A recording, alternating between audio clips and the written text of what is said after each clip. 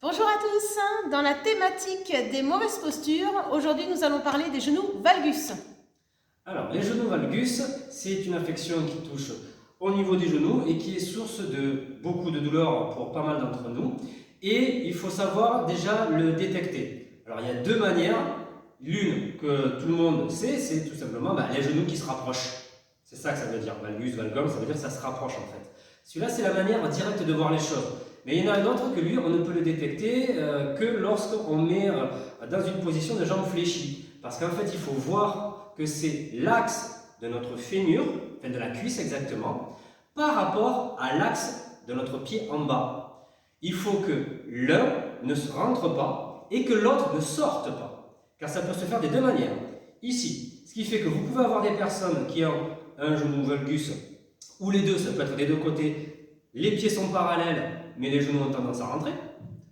Ou inversement, les genoux sont dans l'axe, mais comme on regarde que les genoux, on ne s'est pas rendu compte qu'il y a un ou des deux pieds qui est sorti. Et ça revient au même, car c'est une position relative de la cuisse et donc du genou qui est plus à l'intérieur par rapport à l'axe du pied qui lui est extérieur. Et ce qui fait que vous avez deux manières. Donc ce qui fait que vous pouvez très bien avoir un valgus sans avoir les genoux qui littéralement sont en train de se rapprocher. Vous avez les deux possibilités. Ce qui veut dire aussi que vous avez des positions dans la vie quotidienne ou même dans le sport qu'il faudrait éviter pour entretenir ou développer ce type de pathologie source de douleur. Les premières notamment, c'est déjà de vous rendre compte que quand vous êtes droit et que vous attendez quelque part, que vous n'ayez pas un des deux pieds qui est en train justement de sortir. Le deuxième, évidemment, comme on l'a dit, c'est de sentir que vous vous touchez les genoux.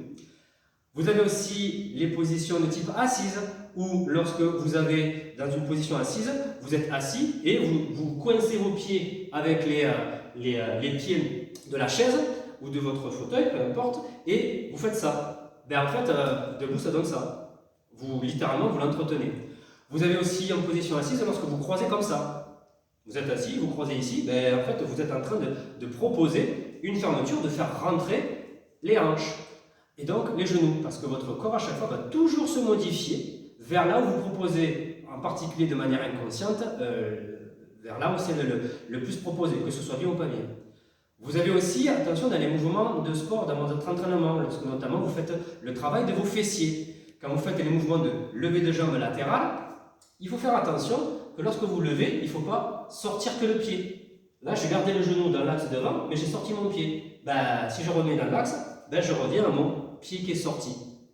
C'est pareil si vous êtes à quatre pattes. Si vous êtes à quatre pattes et que vous voyez le pied qui est plus sorti que votre genou, c'est pas bon non plus. Il faut que ce soit le genou qui sorte plus. Donc sur le côté aussi, on va rentrer plutôt le pied. Et d'ailleurs aussi, les karatékas aiment bien donner des coups de pied avec la tranche. Et d'un point de vue physiologique et mécanique, c'est justement ce qu'il faut faire. Donc voilà déjà donc un premier point. Alors maintenant, je vais vous proposer deux exercices plus spécifiques qui me semblent les plus directs pour essayer de limiter ou de corriger ce problème. Et il faut imaginer que c'est un problème triple.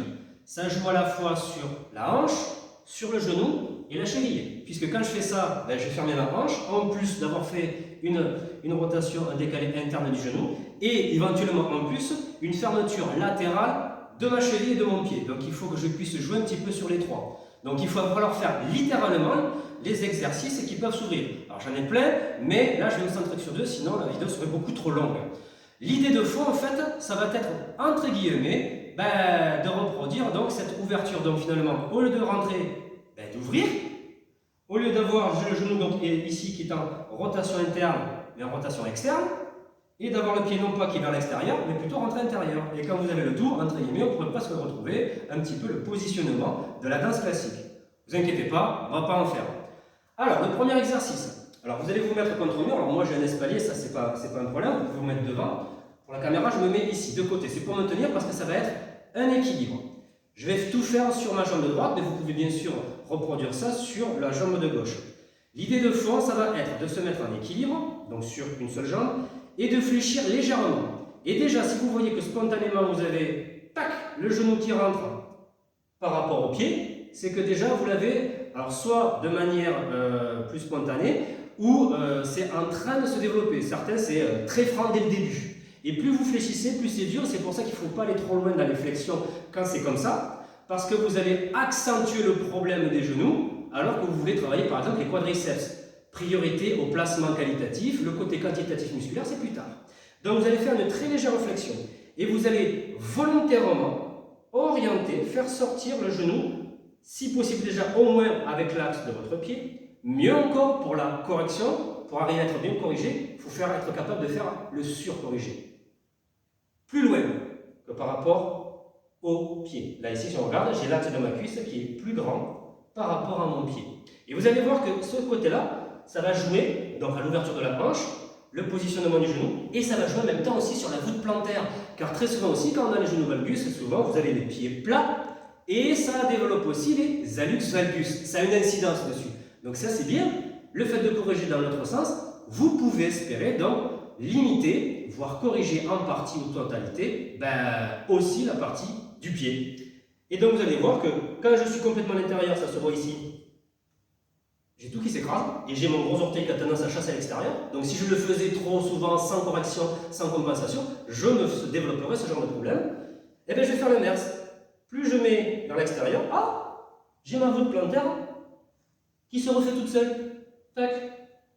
Ça. Alors au départ, vous pouvez le faire sans équilibre. Comme ça, c'est encore plus simple pour vous au départ, pour sentir la flexion et de le faire.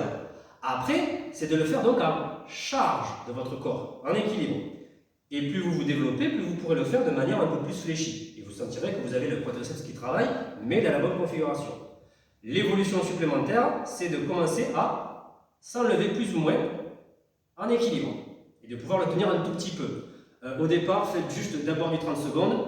D'abord décharger donc avec les deux jambes. Puis plus tard, vous commencez à évoluer en équilibre sur une jambe. Et à la fin, ici, sans l'aide du mur. Vous avez aussi, puisque j'ai dit tout à l'heure, ça joue aussi sur la cheville, vous avez l'évolution supérieure où c'est toujours sur le pied, mais en décollant le talon, donc sur la pointe, ici. Et vous avez le même système, c'est beaucoup plus dur, et là ça va révéler votre faiblesse de cheville qui est associée généralement au genou, et vous faire pareil, ici. Au début, vous le faites donc avec l'aide de la deuxième jambe, ensuite en équilibre, et enfin pourquoi pas, et là c'est beaucoup plus dur, de le faire en équilibre sans le mur. Ça, c'est toute la partie que je dirais petit à petit progressive, de le faire avec la charge de la force musculaire.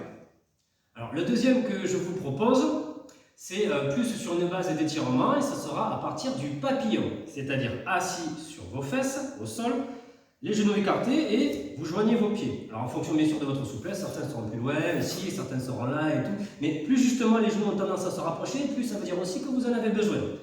Et l'idée de fond, c'est de remettre exactement en sens contraire le placement du genou et au niveau pied-cheville par rapport au défaut d'origine. Donc je rappelle que le défaut d'origine c'est fermé, donc on va chercher à ouvrir, et que le pied a tendance à plutôt sortir, donc on va plutôt le ramener vers soi. Et ainsi, si je regarde de côté, je vais voir que ici je m'appuie plus avec le talon au sol, avec la pointe des pieds qui est plutôt dirigée vers le ciel, alors que l'axe du genou et de la cuisse cherche vers le bas. Et donc l'un va être comme ça, pendant que l'autre va faire ça. Et donc ça va faire un décalé de l'extérieur, donc de la correction. En fonction de votre niveau, évidemment, au départ surtout, vous aurez beaucoup de mal à faire les deux en même temps, parce que justement, quand on joue sur les deux, l'un est en train d'empêcher l'autre, mais c'est pas grave. Tant que vous n'êtes pas dans de la douleur extrême, il ne faut pas y aller. Vous le faites tranquillement. Et le but, c'est de faire ici, tout doucement, une recherche de volontairement d'abaisser vos genoux. Et souvent, vous aurez un genou qui descend mieux que l'autre aussi, ça arrive très souvent.